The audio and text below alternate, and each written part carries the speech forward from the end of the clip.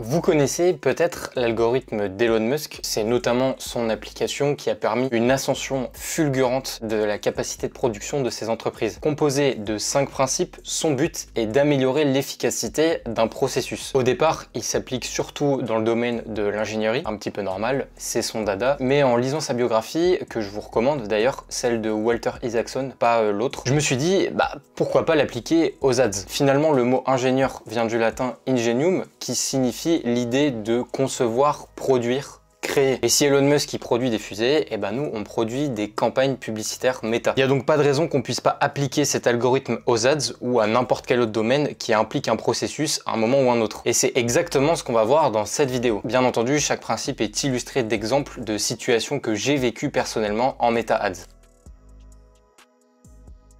Déjà, l'algorithme muskien part du principe que, à un moment ou un autre, tout le monde se trompe, peu importe le domaine. Et les erreurs en méta ads, ça coûte cher parce qu'on les remarque pas tout de suite alors qu'on crame du budget. J'ai fait une campagne de conversion pour une formation destinée aux étudiants. Ne me jugez pas pour ça s'il vous plaît. J'y reviendrai plus tard, mais ma plus grosse erreur, c'est d'avoir utilisé un seul format de publicité. Et le problème, c'est que je savais pas que j'étais en train de commettre une erreur. Parce que les méta ads, ça demande de la patience. Faut laisser du temps à l'algorithme publicitaire cette fois, de tester les créas. Quand on n'a pas beaucoup de budget, comme c'était mon cas à l'époque, on est dans une zone d'incertitude. Donc on ne sait pas si c'est parce qu'on manque de budget et donc l'algorithme n'a pas assez de ressources pour tester la créa ou si tout simplement la créa est sans potentiel, si c'est une mauvaise publicité en fait. Ce qui fait que j'ai cramé tout le budget que j'avais à l'époque. Bref, les erreurs c'est important mais seulement dans une certaine mesure parce que le jour où on n'a plus de budget, on peut pas se servir des leçons qu'on a apprises. Le bon Elon constate aussi qu'une des erreurs les plus courantes d'un ingénieur, ici un marketeur, c'est d'optimiser quelque chose qui ne devrait même pas exister. On peut pas dire à un prof, monsieur votre question elle est débile, si on répond pas on a 0, c'est tout. Mais qu'est-ce qui nous dit que cette question est pertinente dans notre apprentissage? Absolument rien. Pourtant, on est quand même évalué. Notre apprentissage est optimisé là-dessus. En ads, c'est pareil. Il y a plein de situations où on peut se retrouver à optimiser des publicités qui devraient même pas exister au départ. Par exemple, on peut avoir les 3 premières secondes d'une ad qui marche un peu mieux que celle avec une autre accroche. Alors que si on dézoomait, on se rendrait compte qu'en fait, c'est les résultats du format global qui sont décevants. Et donc, c'est la publicité totale qu'on devrait couper. Et c'est exactement ce qui m'est arrivé avec ma campagne pour les étudiants où j'ai utilisé qu'un seul format d'ad. Maintenant qu'on a posé les bases, on va pouvoir y aller point par point.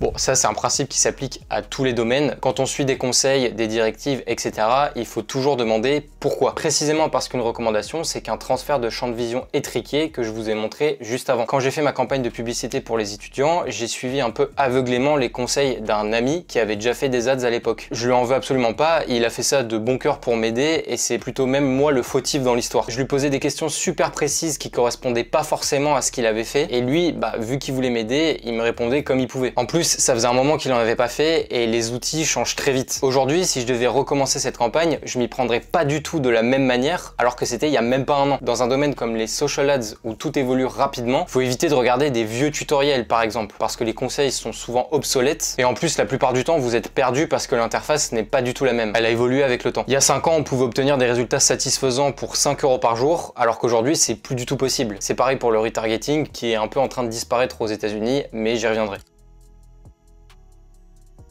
Alors, on peut aborder ce point sous 2 angles, du point de vue de la créa et du point de vue media buying. C'est dire à quel point l'algo muskien est prismatique. Du point de vue de la créa, la simplification est de mise. Le meilleur exemple que je peux vous donner, c'est un conseil que j'ai filé à mon ami Lucian. Il voulait tester plusieurs créas, comme vous pouvez le voir à l'écran, et certaines étaient assez sophistiquées. Il y avait beaucoup de contenu, mais c'est aussi de mon fait parce que je l'ai épaulé pour les faire. Merci à lui d'ailleurs de m'autoriser à utiliser sa campagne comme étude de cas. Au final, je lui ai conseillé de tester une créa au format post-it, donc une publicité avec un simple post-it et le message dessus. C'est tout simplement la créa qui a le mieux marché pour lui. Un post-it, c'est la quintessence du deuxième point de l'algorithme de Musk, l'élimination. Il n'y a vraiment rien de plus simple et direct qu'un post-it, c'est vraiment l'absence totale de fioritures. Et la data montre que ça marche. Il y a certaines créas dites winner aux US qui sont tout simplement des fichus post-it. On peut le voir ici avec la marque Array. Alors pour information, j'ai créé une page Notion qui recense tous les formats winner actuels qui fonctionnent très bien dans les campagnes publicitaires américaines. Vous pouvez le télécharger, il y a 7 formats différents pour vous inspirer pour vos campagnes publicitaires. Le lien est dans la description. Du point de vue media buying, tout le succès réside dans le seuil à partir duquel vous décidez qu'une créa ne fonctionne pas. Étant donné que les créa winners drivent très fortement la performance de vos campagnes, vous ne prenez pas trop de risques à être sans pitié au niveau de vos coupures. Donc c'est-à-dire désactiver les publicités que vous n'estimez pas performantes. Il n'y a pas vraiment de seuil recommandé, ça dépend du secteur dans lequel vous êtes, du budget que vous avez, etc. Le seul truc que j'ai entendu de plusieurs sources différentes, mais encore une fois ce n'est qu'une recommandation, donc veillez à bien appliquer le point numéro 1. J'ai d'ailleurs mis toutes les sources en description pour que vous preniez une décision éclairée. Le seul point commun que j'ai pu trouver, c'est qu'une absence de conversion totale, donc c'est-à-dire vraiment zéro achat, zéro vente, au bout de 3 jours, c'est mauvais signe. Mais tout dépend de votre budget, encore une fois, si vous mettez 1 € par jour, c'est pas pareil que si vous en mettez 500. Donc à l'écran, vous pouvez voir un petit schéma que j'ai fait moi-même qui représente le parcours d'une ad poussé par l'algorithme Meta dans l'hypothèse d'un ciblage dit broad, donc large. Une fois qu'on a coupé les créas qui nous intéressaient plus, il nous reste les plus intéressantes, qu'on peut peut-être regrouper dans une seule et même audience. Aujourd'hui, Meta conseille de plus en plus d'utiliser les audiences larges. Le ciblage par intérêt, il semble devenir de plus en plus obsolète. Et ça consiste tout simplement à laisser l'algorithme faire son travail avec le moins de restrictions, le moins de barrières possible. Ça se justifie plutôt bien, moins on lui met de barrières, plus on le laisse exprimer son plein potentiel. Vu qu'on cible très large, il faut que les touristes skippent vite la publicité pour guider l'algorithme entre les swipes, d'où mon illustration. Et c'est là qu'on va pouvoir justement optimiser nos messages publicitaires. En analysant quelles cibles et quel niveau de discours ont fonctionné sur les créas, attention, pas dans les paramétrages, mais vraiment sur les créas, sur le texte ou les éléments visuels, quoi. Ça va nous donner des indications pour les futures productions. Donc l'objectif, c'est de faire confiance à l'algorithme Meta, qui est plus intelligent que les marketeurs dans 99% des cas, et lui laisser l'optimisation du budget global en rassemblant tout dans une seule campagne broad, plutôt que direct le diluer en 5 audiences de ciblage par intérêt. Bon, attention évidemment, ça reste à confirmer, ne prenez pas pour argent comptant ce que je vous dis. Encore une fois, vous avez toutes les sources en description. L'objectif de Meta derrière tout ça, il est clair, c'est bien entendu de faciliter la mise en place des campagnes publicitaires en éliminant toutes les contraintes pour attirer plus d'annonceurs qui diffusent et donc obtenir plus de revenus. Si vous suivez, vous avez bien compris qu'ils appliquent très bien le point 2 de l'algorithme de Musk. Il y a notamment Dara Dine, une média buyeuse américaine qui n'utilise plus que 2 audiences dans ses campagnes publicitaires, donc le Broad et l'Advantage Plus, sur laquelle je reviendrai dans le point 5. Et après avoir analysé les 10 stratégies des plus grosses marques avec qui elle travaille, comme vous pouvez le voir à l'écran, elle conseille même d'arrêter le retargeting. Elle a géré 100 millions de dollars de budget marketing, donc je pense que ça vaut son pesant de cacahuètes. En plus, elle est Meta Partner à New York, donc elle a beaucoup d'insights de Meta.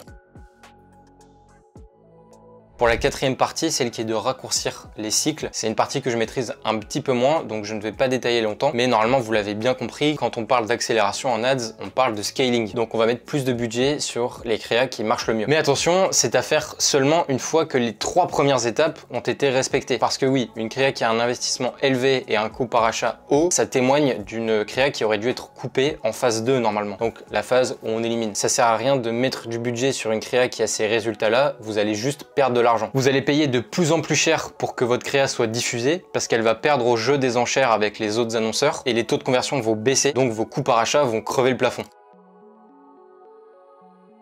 Et enfin, le point 5, automatiser. Alors pour ce point, le parallèle le plus intéressant à faire que j'ai trouvé, c'est avec le système d'automatisation de Meta, à savoir l'Advantage Plus. Donc attention, on parle ici des campagnes de shopping Advantage Plus, on ne parle pas des audiences, c'est différent. Donc lors de ces présentations, même par email ou lorsque vous lancez une campagne, Meta parle de ce nouveau système partout. Et je vous parlais de Dara Dine tout à l'heure, elle a totalement arrêté le retargeting grâce à cette fonctionnalité. Encore une fois, les sources sont en description pour prendre votre propre décision. Comme vous pouvez le voir à l'écran, l'Advantage Plus, ça fonctionne au niveau d'un spectre d'intention. Donc les cibles dans votre campagne Advantage Plus connaissent déjà votre marque si vous voulez. Donc vous avez juste à travailler le degré de proximité au niveau du message de la créa. Par contre, il y a énormément de gens qui se plaignent encore des résultats décevants de ce type de campagne. Et c'est sur ce point que l'algorithme muskien est encore plus intéressant. Il faut garder à l'esprit que l'Advantage Plus, c'est une fonctionnalité d'automatisation. Mais si on automatise des éléments qu'on aurait dû supprimer plus haut, forcément les résultats résultats vont être décevants. Vous allez juste automatiser un problème de la phase 2 en fait, si vous voulez. Donc vous allez automatiser votre perte d'argent. C'est pour ça que c'est quand même conseillé de garder, comme vous pouvez le voir à l'écran, une campagne avec dedans un ciblage large pour tester de nouvelles publicités et si elles fonctionnent bien, les automatiser ensuite en les intégrant à la campagne Advantage+. Encore une fois, soyez vigilants lorsque vous lisez les statistiques de Meta qui vantent les mérites d'Advantage+. Regardez toujours les échantillons sur lesquels ils se basent pour établir ces statistiques. Remettez-les toujours en cause. Bien évidemment, cette vidéo n'est qu'un point de vue. Pensez toujours à aller vérifier par vous-même. Je ne peux pas encore dire que je suis un expert dans ce domaine. Et même si j'étais un expert, n'oubliez pas le point numéro 1. Et si vous avez des campagnes qui tournent très bien avec les anciennes méthodes, il n'y a aucune raison pour vous d'arrêter. Remettez en cause ma vidéo et continuez. C'est tout pour cette vidéo. J'espère qu'elle vous a plu. Je suis content d'avoir pu vous offrir une nouvelle heuristique de jugement pour vos campagnes publicitaires Meta. Et je vous dis à très vite.